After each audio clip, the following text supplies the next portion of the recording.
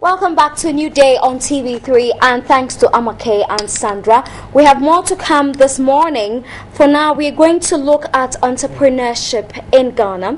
Over the last few episodes of New Day, we've been debating entrepreneurship. Who indeed is an entrepreneur? How do you get young people to take the initiative to do things for themselves and not necessarily rely on government job or on white-collar job? This morning, we are still continuing with that debate. We have in the studio John Armour. He's Executive Director, Ghana Center for Entrepreneurship. You're not new to the studio, are you? No, not at all. Okay, and he's joined by Letitia Brown, Investor Relations at Angel Investors Network. Good to see you, Letitia. Thank you. So it's your first time here? It is actually, yeah. Yeah. I hope the environment is conducive. It's lovely. You're not just saying it because you're here, right? What choice do I have? Okay. So you are an investor relations, officer at Angel Investors Network. Yeah. What precisely do you do?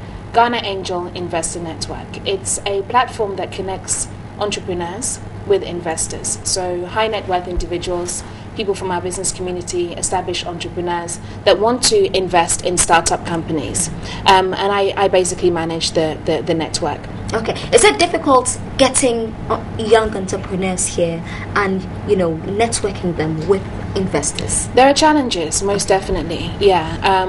I think that we have ready investors, people that are willing to put money into fresh startups, early stage businesses. However, the challenge generally tends to come with the entrepreneurs. You see, the way that angel investing generally works is that an investor would actually take an equity stake in the early stage business. Entrepreneurs here in Ghana have a challenge with that. They want to keep 100% for themselves. So that's challenge number one. Challenge number two is the foresight of the entrepreneur. Sometimes, and I'm sure, John, you'll agree with this, is that they're just thinking about right now, where the investor's really thinking about, okay, so what's going to happen in 2 to 3 years' time? How am I going to be able to exit this investment? How am I going to get a return on my investment? So there's I guess they're not necessarily on the same page right from the outset. And I think that the third challenge, the major challenge really is the quality of ideas that come out. So sometimes we have entrepreneurs wanting to move into businesses that really aren't going to be sustainable. They haven't really thought through the business idea. Maybe they've seen a gap in the market, but they haven't really tried to commercialize that opportunity. And I think that's a major challenge because investors have a lot of experience. They have a lot of insight into the economy, into what works here, what doesn't work here, and so therefore they can see through those gaps. Okay, I'll come to you in a tad to talk about the how where you place Ghana's entrepreneurship drive. Okay. So I'll come to you very soon. But let me come to you. Which sectors would you say are opening up for entrepreneurship? Are we seeing an upsurge in any particular sector? In the past, we've seen that upsurge in the technical sector, where we're seeing more people move into technology and tech startups, making all the ways. But however, if Ghana is to move forward, then we've got to see that diversification of entrepreneurs into different sectors of the Ghanaian economy. Yeah. Agriculture, most importantly, because clearly, in the research that we've done, between 2010 and 2015, agriculture was supposed to have created the biggest number of jobs. Again, if Ghana is to move forward, the highest number of jobs will be created in the agricultural sector. So the young people embrace that idea is also another challenge. We got to see them move into retail, and then generally Ghana's economy is a household enterprise based economy where we're seeing young people and more of people within the informal sector starting tabletop businesses. If Ghana again is to move forward, we need to look at young people structuring their business ideas, structuring their thoughts, and making sure that they have viable businesses. Like Letitia was saying, most of these young people and entrepreneurs who are coming up go to where and really their business plans, the ideas are not bankable enough, they're not viable, they're not scalable. So that's a challenge. So the other challenge with entrepreneurs, young people who have the fear of starting up. They're afraid, they're inhibited by family because again, the family doesn't understand the motive. Many people go into business for different reasons. The motive is what is most important. Is it for profit? Is it for impact? What is it? So the family has to understand that and support entrepreneurs. Again, clearly in Ghana, in sub-Saharan Africa, it takes an average youth 4.5 years after grad school to get a job. So again, there's a challenge as to staggering, isn't it? It's staggering, and so we need to again now go into the schools and go into such places. Even those within the rural areas and speak to them about entrepreneurship. Yeah. To join the drive, like you're saying. They should join and see how they can start something on their own and get advice to structure it. Okay. And make it work. Interestingly, you mentioned agriculture because it's very difficult these days to find a young graduate attempting to take up any opportunity in agriculture, because it is mainly seen to be for either dropouts or people who have not been privileged enough to even step foot in the classroom. So how do we link, for instance, agriculture and industry? Well, no, but that's one. Let's show on to come. Let me just say this. That's one of the challenges. The other challenge is because of lack of information, clearly, and demystifying the stereotypes that surround it. Young people don't know where to go to for land. That's one. They don't know where to go to for funding. That's another. They don't know the opportunities that exist, not in agriculture, but in agribusiness, because the whole value chain along that line. So clearly, that information has not been passed on well to young people. And so, for us, even as a company, there's a fair that will be happening in May called the Ghana Youth Agri Fair, that will exhibit, institutions that provide some service in agriculture for young people. And I think gradually in Ghana, we're also seeing an upsurge in youth who are engaging in agriculture. I know of a startup called AgriPro that is into agriculture. There's another startup called Farmerline that is into technology, and using that to get farmers to know real market time of prices. There's Agro Mindset, which is having their forum on Saturday, surviving after school using agricultural model. And really, the whole education on farm management and all others has inhibited more people into going to these areas. So Ghana needs to do more when it comes to agriculture. I agree with you on that. Okay, we'll look at the school curriculum as well, and if the courses are actually entrepreneurship oriented. But you would want to add your voice to this. I think John's actually covered the point that I was going to make, is that I think that youth and fresh graduates are really seeing opportunities to add value to the whole value chain. Really, they're coming in with different ideas from a completely technology focused perspective. How can we add value to what the farmers are currently doing? How can we improve the way that people are working? I had a meeting with somebody the other day that made a really, really poignant point to me about the fact that we are a service economy. And it's so true. A lot of our revenues are generated through services. And when we look at agriculture, I think that some of the youth could maybe take that approach. How do we add value to what's already happening through technology? Okay, and initially I mentioned where you think Ghana stands in terms of entrepreneurship and development. Are we talking about making a comparison to other countries here on the continent? Absolutely. I think that, I actually read an article the other day that said that Ghana are lagging behind, and I think there's some truth to that. If you look at what's happening in Nigeria, they have various incubators and accelerator programs that are really supporting, entrepreneurs in terms of developing their ideas. That real early stage when it's just an idea and we're really trying to conceptualize it, we're trying to validate the idea. They have a lot of support for that in Nigeria. They have support for that in South Africa, support in Kenya, but we have limited incubators here in Ghana. I think that MEST... What do you think would be responsible for this? Who would be responsible? What would be responsible, not who? I think that I think we're working on it. I think it's work in progress. I think we've really just kind of caught onto this wave. It's been happening in the West for many years. So I think that we're getting there. I don't necessarily think that anything is responsible. I think it's just more of evolution, really. Okay. Finish your point. I was just going to say, so I think that MEST are probably the leading incubator that we have here in Ghana. Hub Accra are trying to come up, and now we have iSpace. But in terms of the whole ecosystem being robust enough to really help these young entrepreneurs, I think that we're definitely behind. Yeah. Okay. Now, he mentioned family inhibitions. Yes. Okay. So when you meet these young people, do you see more of fear to fail, or majority of them are afraid that the families will not accept what they want to go into?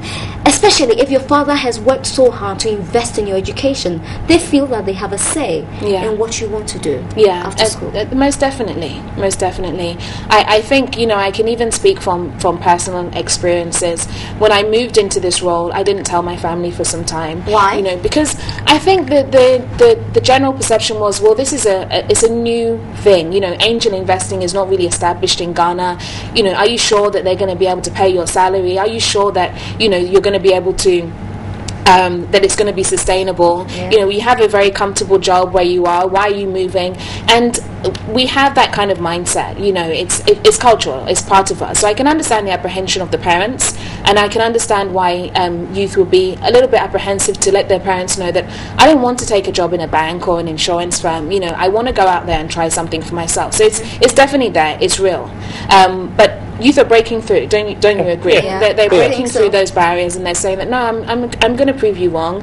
I'm going to start my own firm. I'm going to do something for myself, and that they're taking that bold step. Are they proud now? I believe so. Yeah. I believe so. I'm sure they definitely are proud. Yeah. I mean, your parents. My parents. I haven't really touched base with them to find out what their feedback is, but I'm sure they are. Yeah. I'm sure they are. Yeah. But I'm a very strong-willed person anyway. But I think that dependent upon your background and your family setting, everybody's circumstances are different. Okay. And I think that Ghanaian entrepreneurs are also becoming very proud of our achievements too. Yeah. Which is why we're having the workship. Yeah. Actually. We'll Most talk about the definitely. workshop Yeah. soon, but let's talk about the Sure. curriculum. Yeah, clearly Ghana's curriculum is lagging behind. It's colonial in nature. However, like the president said, we've got to be able to do research and look at what the industry wants and be able to tie it into what the education system should provide. Clearly, Patrick Owa has also been advocating for the same thing. That is something that would eventually have to go into. That is so long term, so structural in nature that it really goes down to the fundamentals of the Ghanaian economy, which is that the education needs to sit down and look at the curriculums in tandem again and see how best they can restructure it. The debate on curriculum is something that is there. It equips them. I think the Ghanaian education system also equips young people to think outside the box. I think it's so. also another reason that inhibits young people is what to do with the education that they've had. What to do with the education that they've had. That's one thing. The capacity of them to understand, how to start a business, how to help someone, and entrepreneurship. There's a concept known as intrapreneurship. Intrapreneurship is really, joining. If you're not starting a business, you're joining someone to be able to enhance his growth. You're kind of the person who thinks outside the box for the one who's founded the company. You think within the box, you think outside the box, and you guide that person towards it. It has to do with innovation, how innovative our youth are, and the whole education system kind of limits them into a box where they're not really coming out to do anything. But what I see as a short-term solution to that is not necessarily changing the whole curriculum, because that requires a lot of lobbying and policy, etc. But additional courses that that youth can take whilst they're in school. So a course on entrepreneurial thinking, a course on small business management. All of these courses will add value. It doesn't necessarily need to take over the curriculum. It's something that we can start with immediate effect, and I think that we should. Okay, earlier you really apprehensive in opening up to other people, and it is killing a lot of businesses. I believe so. I believe so. I mean, I think I advocate for collaboration and partnership. Everybody that knows the work and understands the work that I do here again really see how passionate I am about collaboration, and I believe that it's the only way we're going to be able to move our entrepreneurs forward. Yeah, because it's a not whole just ecosystem. about the young people. Even with the big businesses, we don't even want to partner maybe companies outside Ghana. To harness them, take advantage of the existing market. It's a very difficult thing to break into, isn't it? Well, I think some of the larger businesses are starting to understand. Some of the indigenous businesses are starting to understand. We have some of the multinationals that are coming in that are partnering with the businesses on ground. Tullow Oil, I believe, are great advocates for that with their Invest in Africa program. And I think that the more that this happens is the more that people would see the value in it. But we need to start building stories. We need to start getting case studies. We need to be able to, for people to really see the benefits of these partnerships and these collaborations. But even as John and I are working together now, it's a collaboration. We're leading by example. He has his element of the business, I have mine, and we're trying to come together to strengthen the ecosystem. Okay, and the point about innovation, one thing that I find really interesting is a lot of young people these days are going into the production of whether it's bags, shoes, whatever it is, with local fabrics. But there is so much of it on the market now, and you wonder, do we have an available market to buy from all of these people? So is it a very big issue. I mean, you meet a lot of these young people. Is it very difficult for them to be innovative, to come up, if somebody is producing, for instance, what Letitia is wearing? It's a very beautiful skirt. Do I necessarily have to do the same thing? We're in an economy where if you see someone doing one thing and everybody copies. Just like Indomie, you see one person there, everybody, and then these are the stats.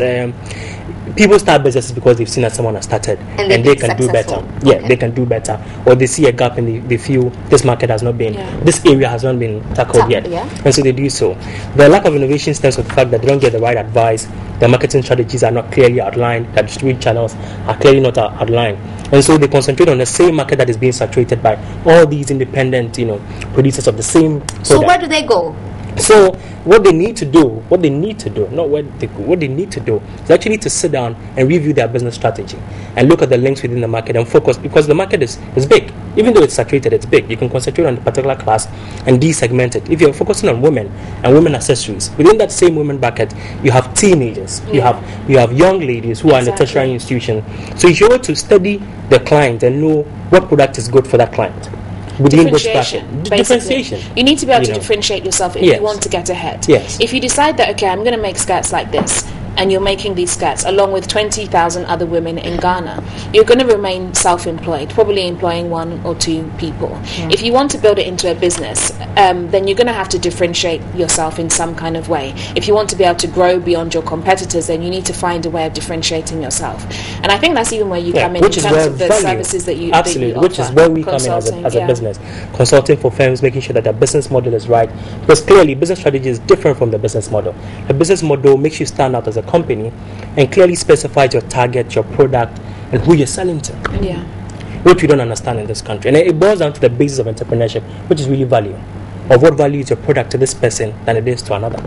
That is the basis. And that's why partnering with Letitia, we're going around the country and training more young people. We're talking to businesses, our clients, and helping them understand what entrepreneurship is, what a business model is, what a business strategy is, why you need a business plan, and the basis of even starting a business. Clearly, we don't understand that process. For example, a typical startup has to go through these phases. From the idea stage has some support from family, social capital building around that side.